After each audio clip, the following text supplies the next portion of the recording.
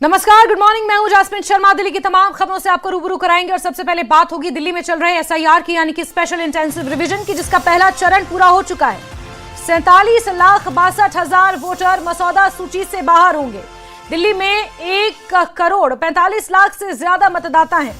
97,47,000 मतदाताओं ने अपना फॉर्म जमा कराया, जबकि 47,62,000 मतदाताओं ने अपना फॉर्म जमा नहीं कराया है।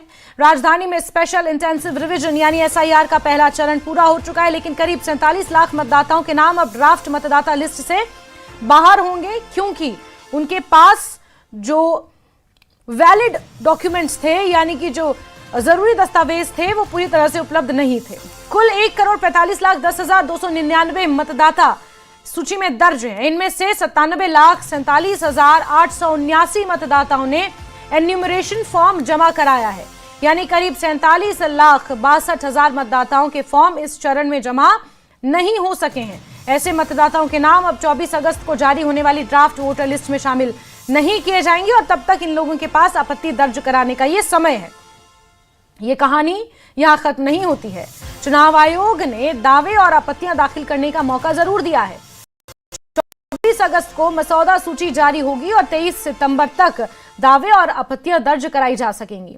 जिन मतदाताओं का फॉर्म जमा या डिजिटलाइज नहीं हो पाया, उनके लिए ये चरण अपने नाम को सूची में बनाए रखने का सबसे अहम मौका होगा।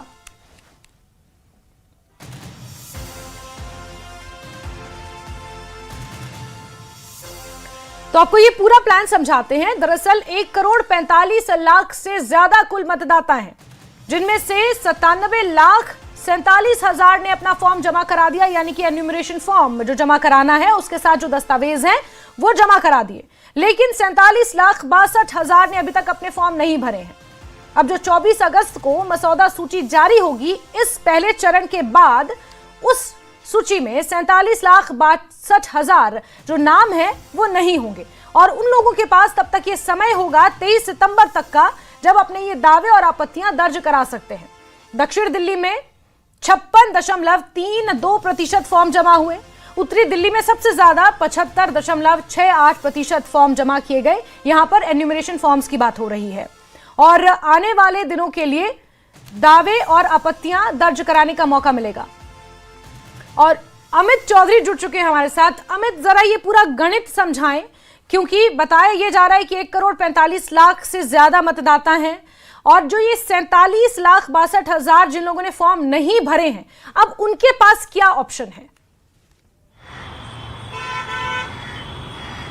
बिल्कुल जैस्मिन, आपने जैसा कि शुरुआत में ही कहा कि एक महीने का समय लगभग जो है वो 24 तारीख को पहली ये लिस्ट जारी होगी और उसके बाद 23 सितंबर तक, यानी कि कुल मिलाकर एक महीने का वो समय होगा जब दावा आपत्ति, अगर आपको इसमें कोई संदेह है या आपके पास डॉक्यूमेंट है तो आप फिर से जो है वो अपना आपत्ति पेश कर सकते हैं, इसमें दे सकते हैं। और जिनका मान लीजिए कि हमारा घर कहीं और है या टेक्निकल इश्यू के कारण चेंज हो गया है कोई विधानसभा, तो उसमें आप वो भी कर सकते हैं। तो ये प्रक्रिया है एसआईआर का। पहला चरण जो आज पूरा 24 तारीख जिसको लेकर ये लिस्ट बकायदा जारी होगा, सूची जो जारी होगा, उसके बाद एक महीने का समय दिया जाएगा कि दावा आपत्ति का, कि आपके पास अगर डॉक्यूमेंट आ गए हैं तो आप फिर से जो है वो भर सकते हैं, ताकि कम से कम वोटरों का जो है वो नाम कटे। जिसके पास डॉक्यूमेंट है कम से कम उसका नाम कटे ना कटे, इसके लिए चुनाव आयोग भी सशक्त होती है और हर वो काम करती है। लिहाजा यही वो कारण है कि एक महीने का समय जो है वो और दिया जा रहा है। लेकिन सबसे अहम बात देखिए, तुगलकाबाद विधानसभा जो आता है, सबसे ज्यादा वोट करीब 50% के आसपास जो हमारे पास खबर निकलकर सामने आ रही है, उसके मुताबिक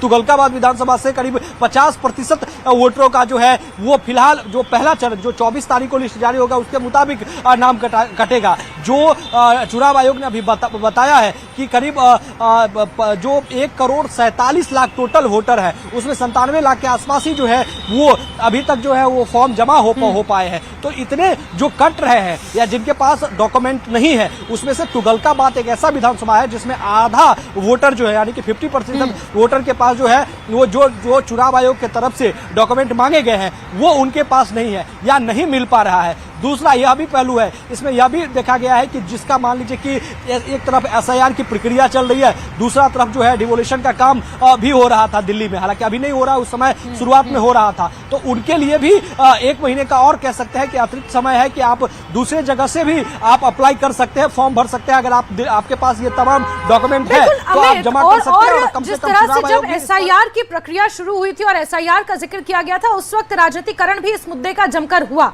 और अगर राजनीतिक चश्मे से इस पूरे मामले को देखा जाए और जो पहले चरण का एसआईआर हुआ है खासतौर पर अगर उसे देखा जाए, तो फिर ये तो वाकई चौंकाने वाली बात है कि 47 लाख के आसपास लोग हैं जिनके पास वैलिड डॉक्यूमेंट्स ही नहीं है एन्यूमरेशन फॉर्म के साथ अटैच करने के लिए।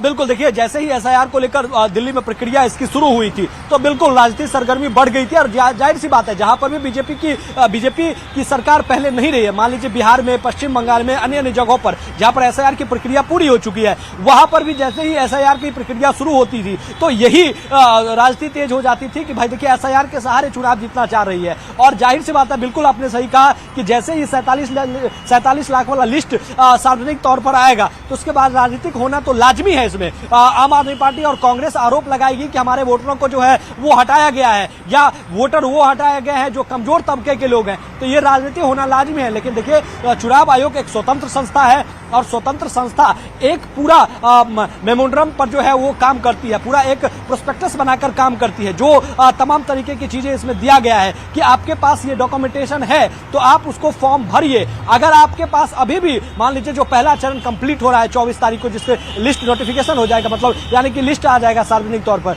अगर उसके बाद भी आपके पास 1 महीने का समय है कि आप व्यवस्था कर सकते हैं। अगर आपका यहाँ रह रहे हैं लेकिन डॉक्यूमेंट कहीं और है तो मंगवा सकते हैं, या डिमोलिशन में आपका घर टूटा है तो आप किसी और के आवास से, यानी कि आप रेंट पर जहाँ रह रहे हैं वहां से भी आप कर सकते हैं, या 2002 से पहले अगर आपके किसी भी लोगों का नाम था तो वो भी आप लगा सकते हैं। तो चुनाव आयोग हर एक मौका देती है वोटर को कि अपना जो आप वोटर है उसका वैध डॉक्यूमेंट दीजिए। और कोशिश रहता है जो चुनाव आयोग का कि किसी भी तरीके से एक भी जो वोटर वाकई दिल्ली के हैं या अन्य राज्य का है उसका नाम ना कटे। लिहाजा यही कारण है कि 1 महीने का और समय जो है वो मिलता है दावा आपत्ति का। बिल्कुल बिल्कुल अमित, आप नजर बना के रखे, बहुत शुक्रिया हमारे साथ जुड़ने के लिए। तो 1 महीने का समय है उन 47 लाख से ज्यादा वोटर्स के पास जिनके पास वैलिड डॉक्यूमेंट्स नहीं है, और 1 महीने के अंदर अंदर वो अपनी आपत्तियां दर्ज करा सकते हैं, यानी कि अपने जो रिक्वायर्ड डॉक्यूमेंट्स हैं उन्हें दोबारा जमा कर सकते हैं। और फिर जो पहली मतदाता